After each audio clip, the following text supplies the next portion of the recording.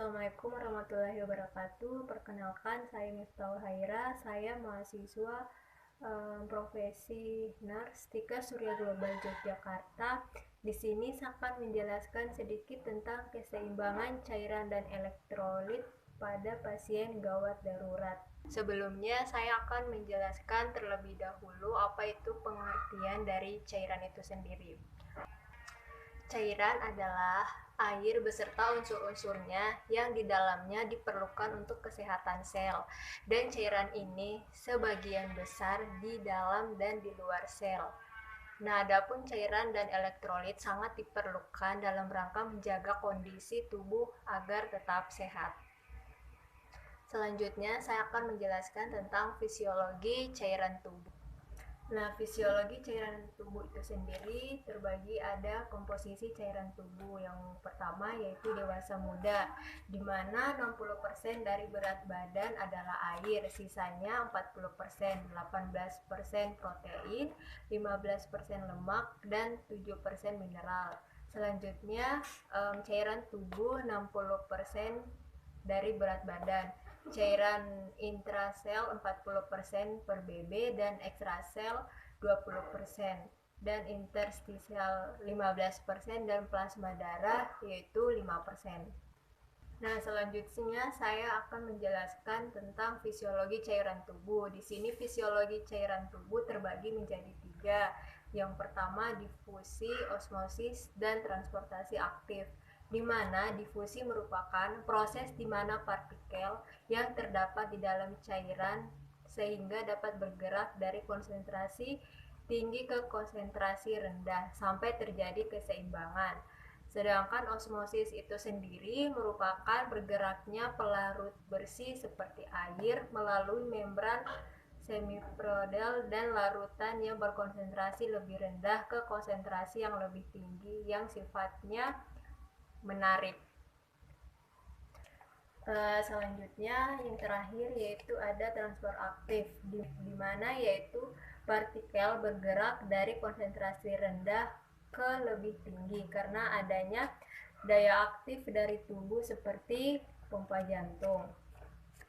Selanjutnya saya akan menjelaskan tentang fungsi cairan tubuh itu sendiri. Mana fungsi cairan tubuh antara lain yang pertama mempertahankan panas tubuh dan pengaturan temperatur tubuh. Yang kedua, transport nutrien ke sel. Yang ketiga, transfer hasil sisa metabolisme. Yang keempat, transfer hormon. Yang kelima, pelumas antar organ. Dan yang terakhir yaitu mempertahankan tekanan hidrostatik dan sistem kardiovaskular. Selanjutnya saya akan menjelaskan tentang gejala klinis kekurangan cairan dan elektrolit. Di sini gejala klinis yang terjadi jika seseorang itu mengalami kekurangan cairan dan elektrolit. Yang pertama yaitu pasien merasa haus, anoreksia, perubahan tanda-tanda vital seperti tekanan darah, nadi, suhu, dan respirasi. Terus dia badannya berasa lemas dan badannya juga pucat. Terus kalau pada anak-anak di sini anak-anaknya ya sering rewel. Terus kejang-kejang, kulit dingin, dan pada tubuh itu sendiri rasa malas untuk melakukan kegiatan apapun. Baik, di sini saya akan menjelaskan tentang keseimbangan cairan. Nah, di sini rumus untuk mengetahui keseimbangan cairan yang harus masuk ke dalam tubuh itu sendiri, yaitu harus menggunakan rumus cairan masuk dikurangi cairan keluar dikurang IWL.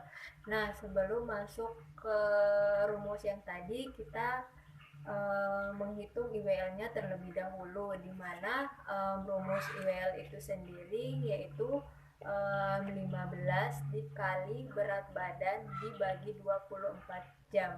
Nah, setelah IWL-nya itu sudah dapat, kita memasukkan cairan masuk dikurangi cairan keluar dikurang IWL. Nah, jika hasilnya sudah sudah kita dapat, nah itulah cairan yang masuk ke dalam tubuh kita, seperti itu. Baik, selanjutnya di sini saya akan menjelaskan cara pengeluaran dari cairan itu sendiri. Nah, dari mana sih kita mengetahui cairan yang ada dalam tubuh kita itu dikeluarkan melalui apa? Di sini yang pertama yaitu ginjal, di mana ginjal merupakan pengatur utama keseimbangan cairan yang menerima 170 liter darah untuk disaring setiap hari.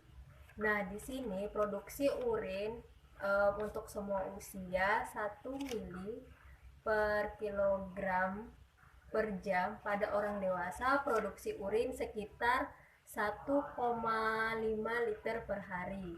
Jumlah urin yang diproduksi oleh ginjal dipengaruhi oleh ADH dan aldosteron. Nah, selanjutnya yaitu melalui kulit, di mana hilangnya cairan melalui kulit diatur oleh saraf simpatis yang merangsang aktivitas kelenjar keringat. Yang ketiga yaitu melalui paru-paru, di mana paru-paru itu menghasilkan UBL sekitar 400 mili per hari, di mana meningkatnya cairan yang hilang sebagai respon terhadap perubahan kecepatan atau kedalaman nafas akibat pergerakan atau demam itu sendiri. Terus yang terakhir ada gastrointestinal, di mana dalam kondisi normal cairan yang hilang di gastrointestinal setiap hari sekitar 100 sampai 200 ml. Baik, selanjutnya di sini saya akan menjelaskan sedikit tentang kebutuhan cairan dan elektrolit berdasarkan berat badan dan umur. Nah, di sini untuk umur bayi ya yang 3 hari dengan berat badannya 3 kilo yaitu memerlukan cairan 250 sampai 300 ml per 24 jam. Untuk umur yang 1 tahun yaitu dengan berat badannya 9,5 kg membutuhkan cairan 1150 sampai 1300 ml per 24 jam. Untuk usia 2 tahun di mana berat badannya yaitu 11,8 kg, cairan yang harus masuk yaitu 1350 sampai 1500 ml per 24 jam.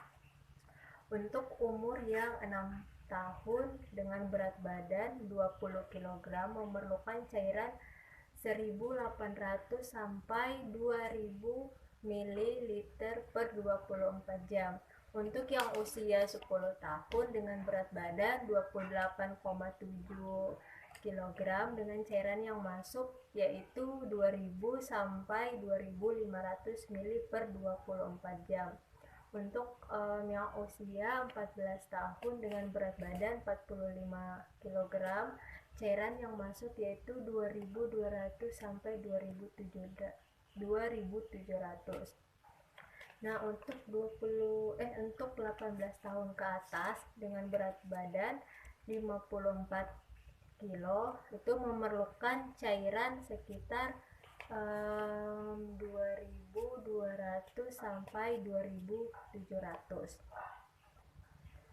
Baik, selanjutnya di sini ada keseimbangan cairan dan elektrolit itu sendiri.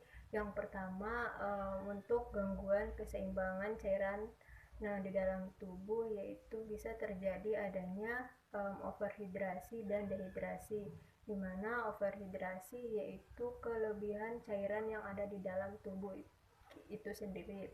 Terus yang kedua ada dehidrasi, di mana dehidrasi yaitu kekurangan cairan yang tidak sesuai di dalam tubuh. Terus yang selanjutnya ada gangguan keseimbangan elektrolit.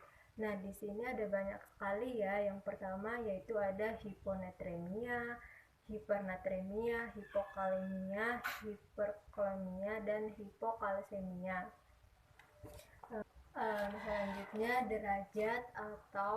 derajat Selanjutnya derajat dan tanda atau gejala dan penanganan jika seseorang terkena dehidrasi. Di sini dehidrasi ada 3, yaitu dehidrasi ringan, di mana kehilangan cairan sekitar 2-5% dari berat badan.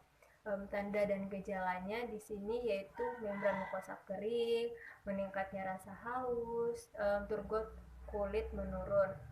Nah, untuk penanganannya itu sendiri yaitu memberikan cairan 50 ml per kilogram berat badan per oral setiap interval 4 jam. Untuk yang dehidrasi sedang yaitu kehilangan cairan 5-8% per berat badan. Tanda dan gejalanya yaitu pasiennya itu shock, turgor kulit buruk, tekanan darah menurun, takikardi, nadi lemah, napas cepat, dan kulit lembab dan dingin. Untuk penanganannya itu sendiri yaitu memberikan cairan 100 ml per kilogram atau lebih setiap 4 jam per oral bila masih memungkinkan, dan lakukan IV ASAS. Nah, untuk dehidrasi berat itu sendiri untuk penanganannya yaitu dilakukan IV ASAS atau pemberian cairan. Baik, selanjutnya di sini saya akan menjelaskan sedikit tentang cara menghitung cairan infus pada orang dewasa dan anak, di mana dewasa di sini memakai makro dengan jumlah tetes 20 tetes per menit, di mana jumlah tetes per menit yaitu jumlah cairan yang masuk dibagi lamanya infus per jam dikali 3, seperti itu. Untuk yang anak di sini memakai tetesan infus mikro. Di sini yaitu jumlah kebutuhan cairan dikali tetesan infus 60 dibagi lama infus per jam dikali 60 per menit, seperti itu, dengan cara menghitung cairan infus dan untuk penanganan gawat darurat.